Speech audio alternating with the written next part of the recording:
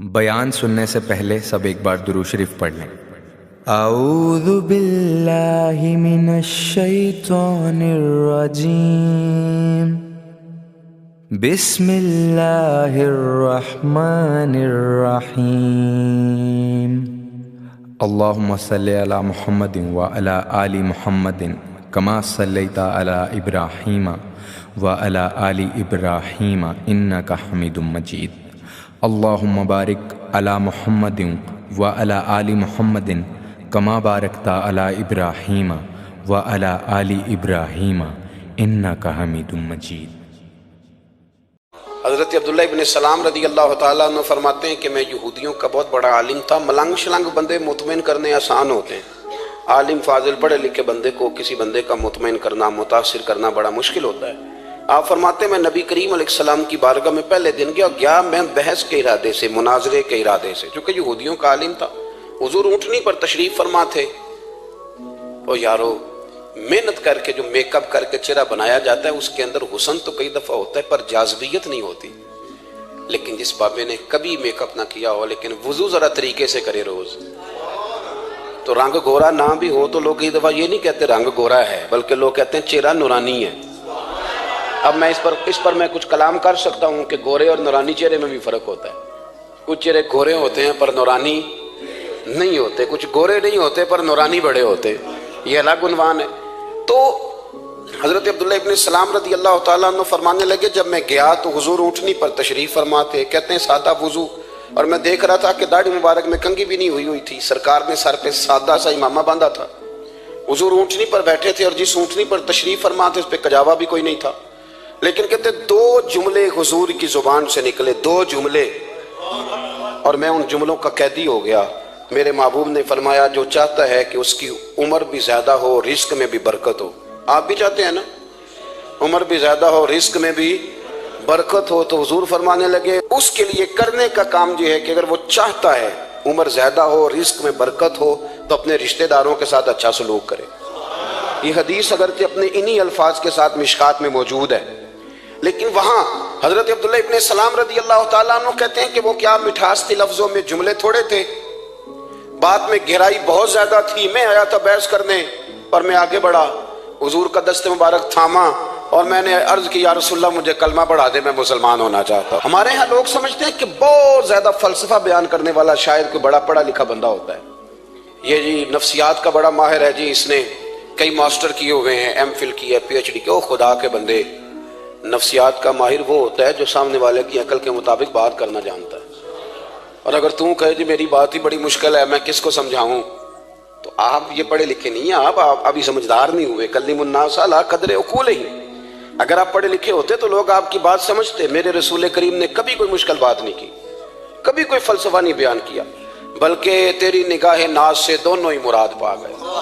अक्ले ग़ियाबे जुस्तजू, इश्क़े हुजूरो। इस तरह इकबाल कहते हैं अगर बड़ा अक्लमंद आदमी होता था तो हुजूर की बात उसके दिल को भी अच्छी लगती थी, और अगर कोई इश्क मस्ती वाला आता था ना कि मैंने मस्त होके आना है, तो वो भी मेरे नबी की बातों से मस्त हो जाया करता था। दोनों तेरी निगाह नाज से दोनों मुराद पा। तो हुजूर को बात करने का सलीका भी बड़ा शानदार आता था। हजरत आयशा सिद्दीक़ा रज़ी अल्लाह तआला अन्हा फरमाती हैं कि नबी करीम सल्लल्लाहु अलैहि वसल्लम जब बात करते थे तो इतनी धीमी करते थे, इतनी धीरे में करते थे।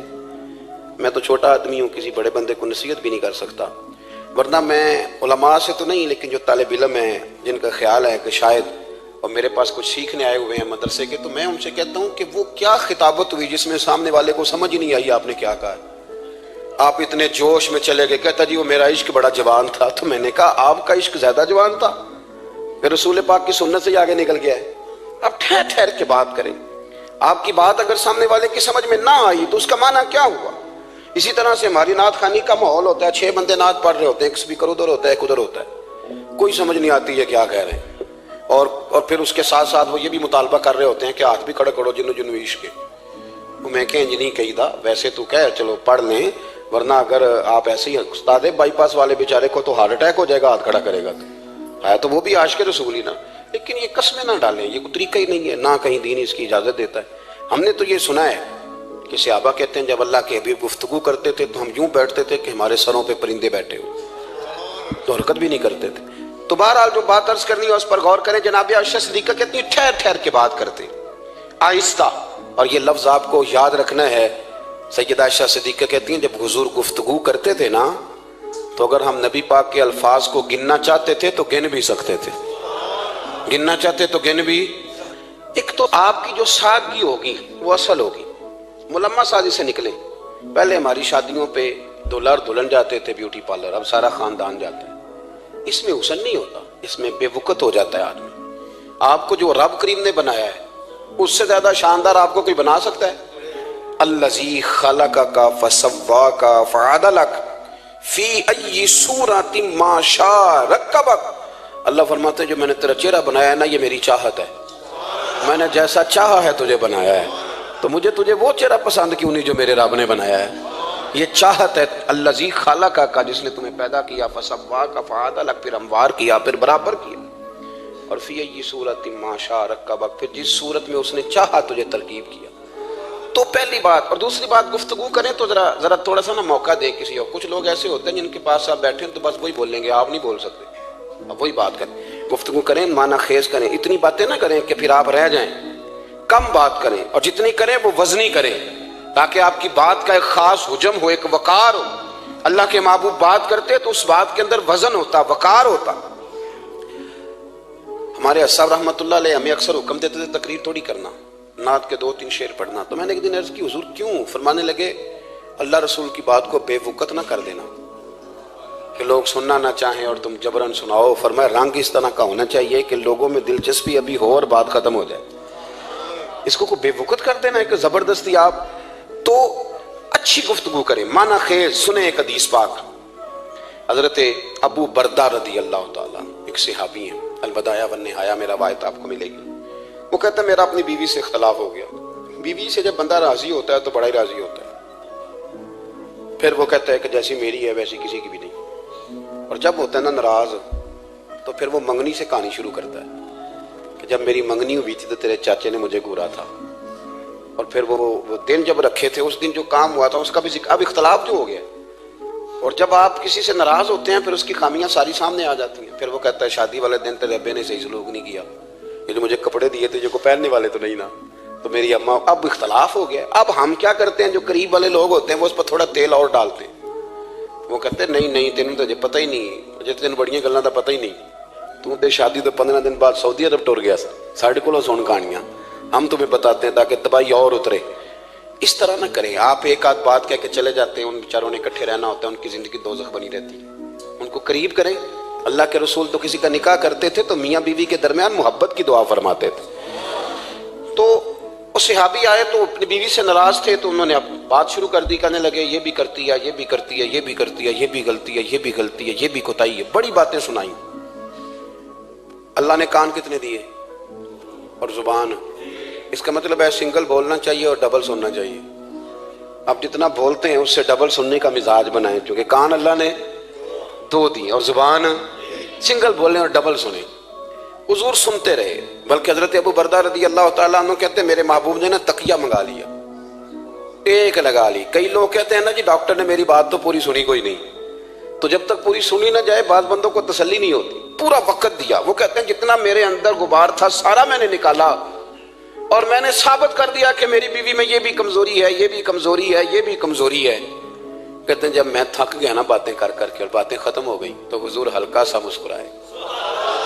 फिर पहली नजर ही लौट ले माही तेरे हार श्रृंगारा। कहते हैं हुजूर हल्का सा मुस्कुराए जेरे लब और फरमाने लगे कि तेरी बात खत्म हो गई है तो एक मैं भी कर लूं।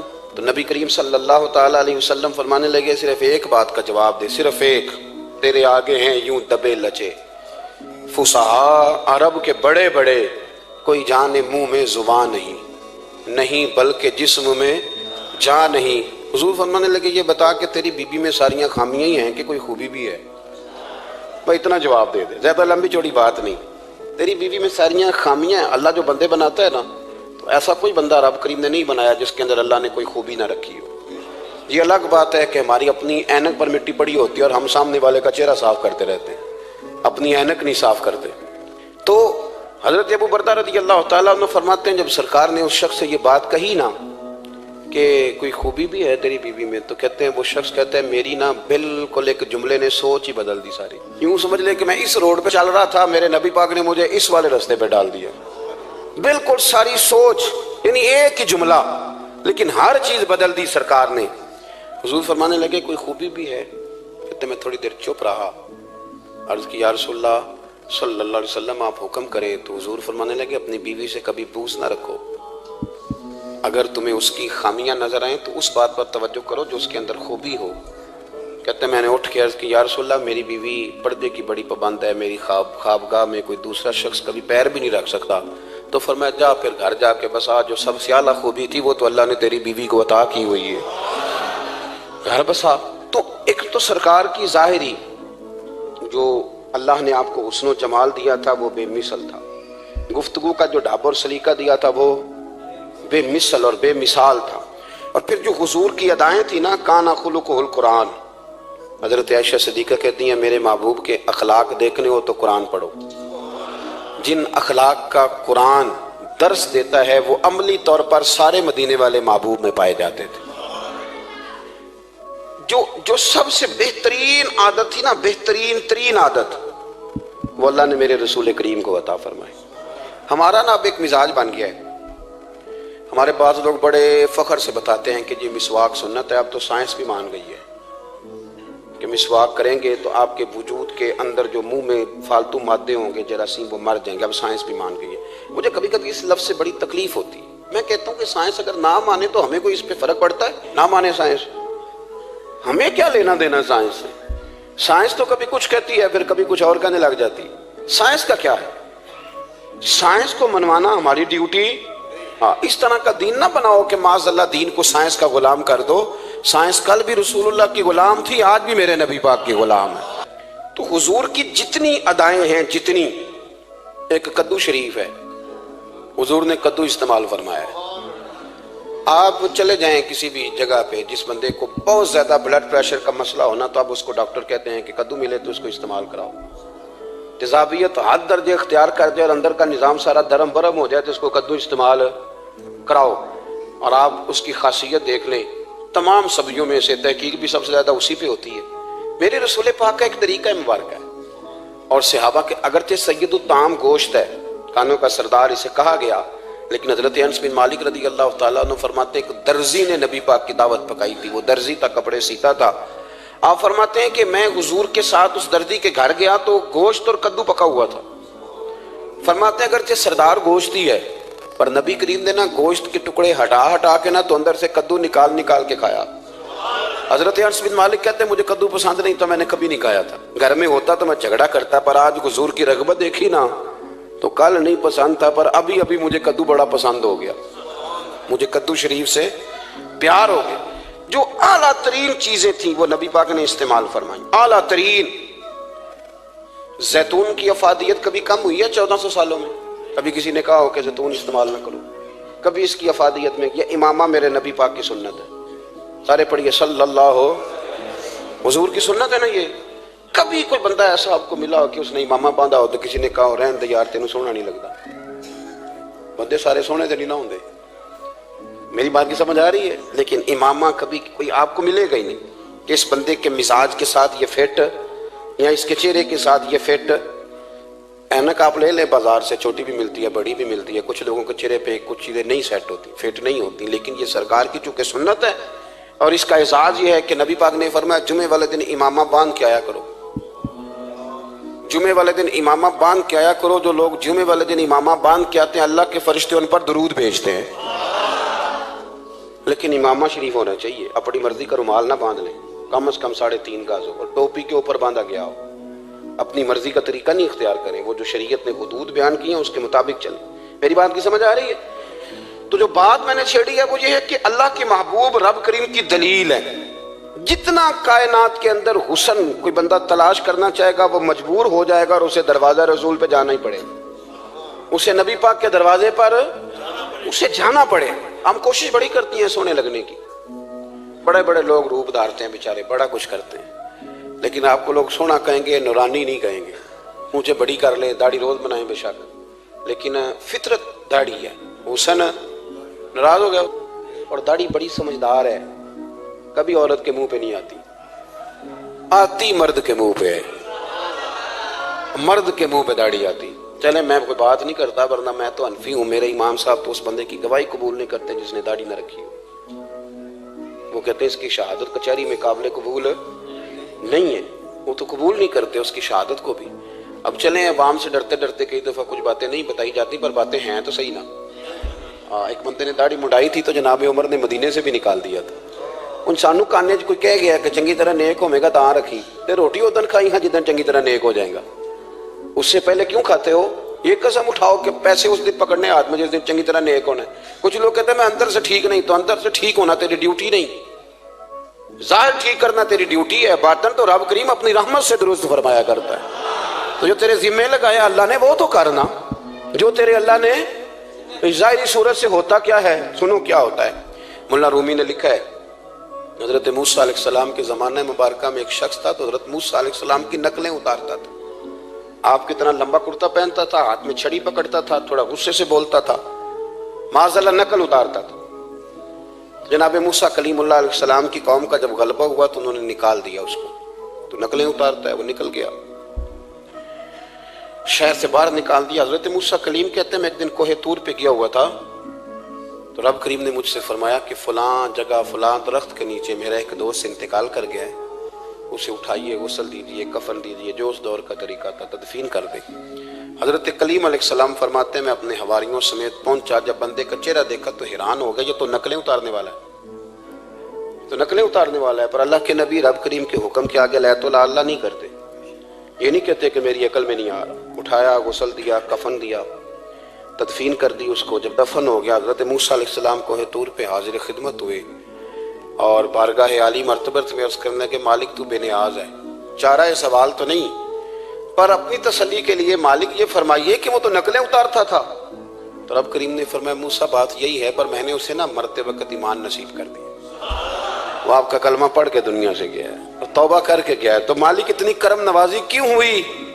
तो रब करीम ने फरमाया मूसा जब वो तेरी तरह बन सवर के निकलता था ना, तेरी अदाएं अपनाता था, तो मुझे प्यारा ही बड़ा लगता था, वो प्यारा लगता था। यारो देखो ना तिरमिज़ी शरीफ में हदीस है, मेरे रसूल पाक अलैहिस्सलाम ने फरमाया मेरा उम्मती जब सफेद दाढ़ी लेके कब्र में जाएगा ना, दाढ़ी और वो भी सफेद, तो रब फरिश्तों से फरमाएगा इसे अजाब ना देना, ये मेरे महबूब की सुन्नत सफेद दाढ़ी लेके आ गए, मुझे शर्म आती है इसे अजाब देते।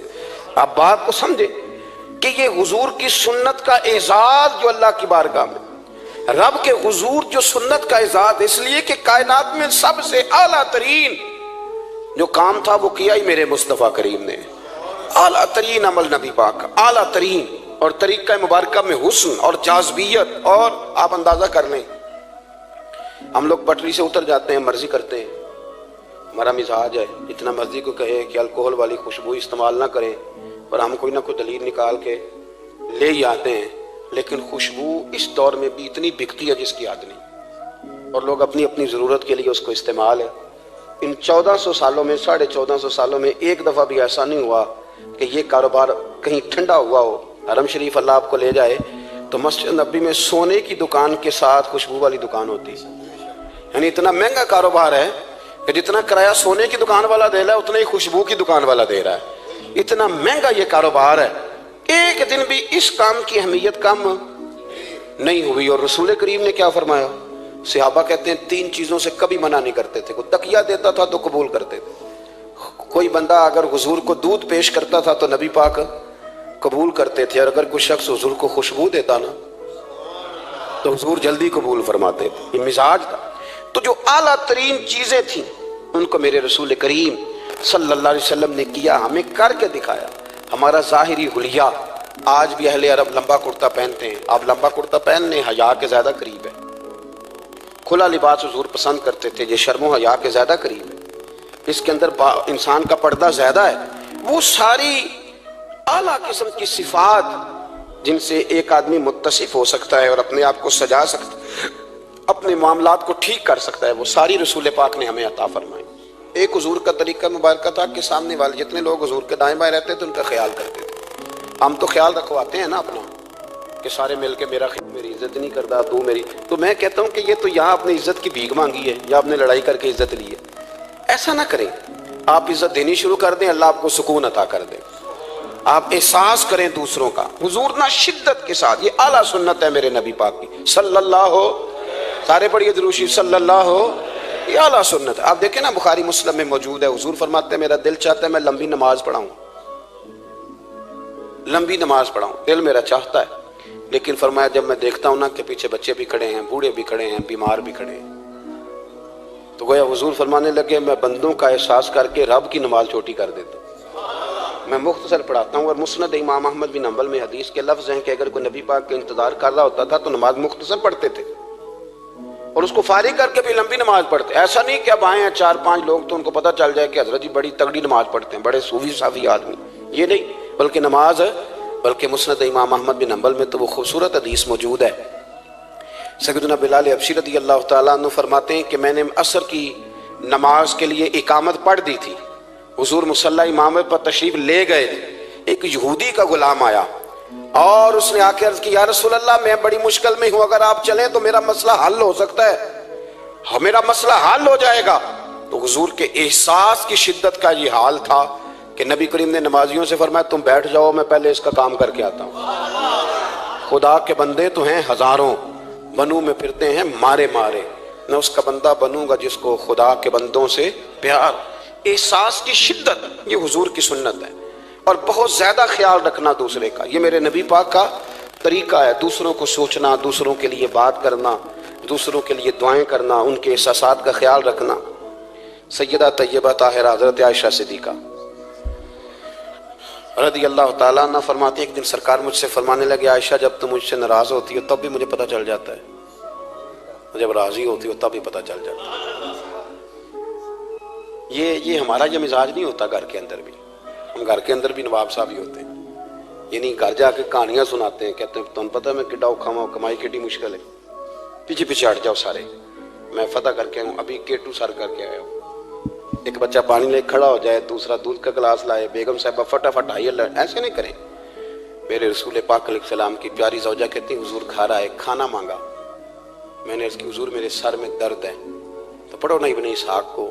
महबूब फरमाने लगे ला मैं तुझे आटा गूंद देता हूँ, तू मुझे रोटी पका दे। ये भी सुन्नत है नबी पाक की। उन चुप कर गए हो, ये भी हुजूर की सुन्नत है, ये भी सरकार का तरीका है। कभी कभी घर में झाड़ू देना, ये भी नबी पाक का।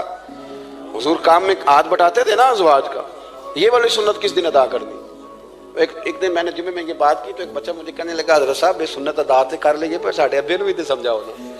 हंसना नहीं जी मस्जिद में ऊंचा। कहने लगे वो बेगम साहबा एक दिन बीमार थी और सख्त बीमार थी, तो मैंने चाय का कप बना दिया, अल्लाह बेचारी मुझे रोज बना के देती है, तो मैंने बना दिया तो अब्बा जी कहते पुत्र राय दी आदत ना खराब कर ली। तो अब आप तो सुन्नत कुछ और बयान कर रहे हैं। मैं क्या तुसी शुरू करो ना ताकि तुहाडे बच्चे तो ना ये सवाल करन ये राज तुसी कर रहे हो। तो उसमें भी कोई हिकमत होगी। बुजुर्ग अगर को बात करते हैं तो वो भी कोई इतनी बुरी नहीं होती, उसके अंदर भी कोई ना कोई हिकमत होती है। लेकिन अपने घरों के माहौल में खूबसूरती लाएं। ये स्टेटस नहीं अहले इस्लाम का। बात समेटने की तरफ आ रहा हूं। हजरत आयशा सिद्दीका रज़ी अल्लाह तआला अन्हा फरमाती हुजूर फरमाने लगे कि जब तुम राजी होती हो तब भी मुझे पता चल जाता है और जब नाराज होती हो तब भी। तो मैंने कहा या रसूल अल्लाह सल्लल्लाहु अलैहि वसल्लम वो किस तरह? आंखें मैंने खोल ली, हुजूर किस तरह? तो देखो नबी पाक सामने वाले के जुमलों का भी एहसास करते, ख्याल करते कि सामने वाला कहां से बात कर रहा है। अल्लाह के महबूब फरमाने लगे तुम्हें अगर कभी कसम खानी हो ना, तुम्हारा मिजाज है कसम खानी पड़े और तुम मुझसे नाराज हो तो फिर तुम कहती हो मुझे इब्राहिम के रब की कसम, और जब तुम राजी हो और कसम खानी पड़े तो कहती हो मुझे मोहम्मद मुस्तफ़ा के रब की कसम। तो जनाब आयशा कहती है मैं जुबान से हंस रही थी और आंखें मेरी आंसू बरसा रही। मैंने कहा महबूबा इतना इतना ख्याल करते, यहां तक आपको एहसास, यहां तक पता होता है, यहां तक मेरे रसूल करीम अलैहिस्सलाम लोगों का एहसास करते, ख्याल करते, शौक पैदा करते, वारफ्तगी होती। कई दफा हुजूर फर्ज नमाज पढ़ के घर चले जाते, थोड़ी देर के बाद आते मस्जिद में नमाज पढ़ लेते। कई दफा काजी एजाज मालकी रहमतुल्लाह अलैह इसको लिखने के बाद इसकी शरह में फरमाते हैं असल बात यह थी कि हुजूर जब तक मस्जिद में रहते थे सहाबा अदबन बैठे रहते थे, तो हुजूर फरमाते मैं जाऊंगा नहीं तो ये भी नहीं जाएंगे। तो सरकार घर तशरीफ ले जाते ताकि लोग अपने अपने काम में लग जाए और फिर हुजूर वापस आ जाते। एक तो अपनी ज़ाहिरी वज़ाकता में सादगी लाएं। हमारी बहुत सारी मुश्किलात की असल वजह यह है कि तकल्लुफ़ बड़ा बढ़ गया, बड़ा तकल्लुफ़ बढ़ गया। हम कोशिश करते हैं दूसरों के बराबर जाने की। हमें क्या ज़रूरत पड़ी है दुनिया से मुकाबला करने की? हमने तो अल्लाह रसूल की रज़ा के अंदर अंदर रहना है। और दुनिया में सबसे बेहतरीन शख्स वो है जिसके पास माल तो है पर लालच कोई नहीं। अपने आप को पीछे लाएं। दूसरी बात यह कि अपनी गुफ्तगू बड़ी साफ सुथरी करें, सादी करें, उसके अंदर कोई तकल्लुफ ना बर्पा करें, बात सामने वाले की अकल के मुताबिक करें। और तीसरी बात ये कि अपनी आदत में, उठने बैठने में, चलने फिरने में अपना थोड़ा सा ख्याल करें। और एक बात और आपको अर्ज करूँ, ये आपको ज़्यादा देर मेहनत नहीं करनी पड़ेगी।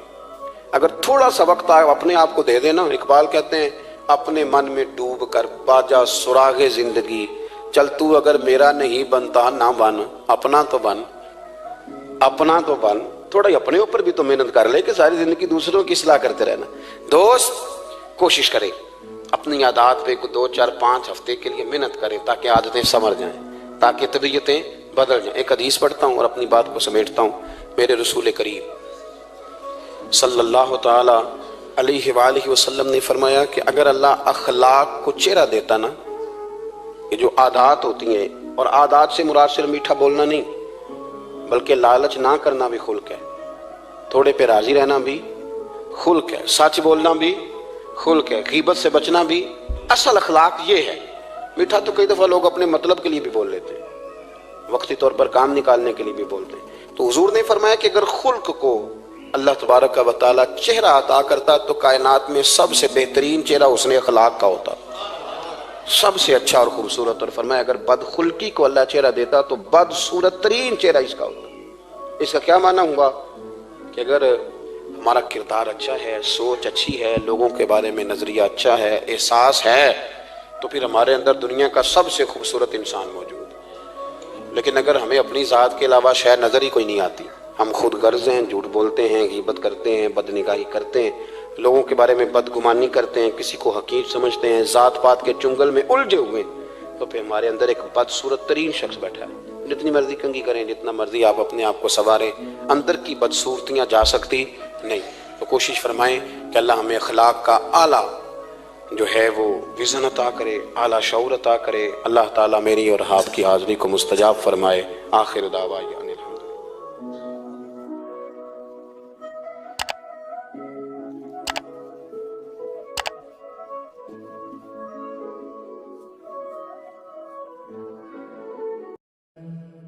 बिस्मिल्लाहिर्रहमानिर्रहीम। अल्लाहुम्मा सल्ली अला मुहम्मदिन व अला आलि मुहम्मदिन कमा सल्लैता अला इब्राहीम व अला आलि इब्राहीम इन्नका हमीदुम मजीद। अल्लाहुम्मा बारिक अला मुहम्मदिन व अला आलि मुहम्मदिन कमा बारकता अला इब्राहीम व अला आलि इब्राहीम इन्नका हमीदुम मजीद।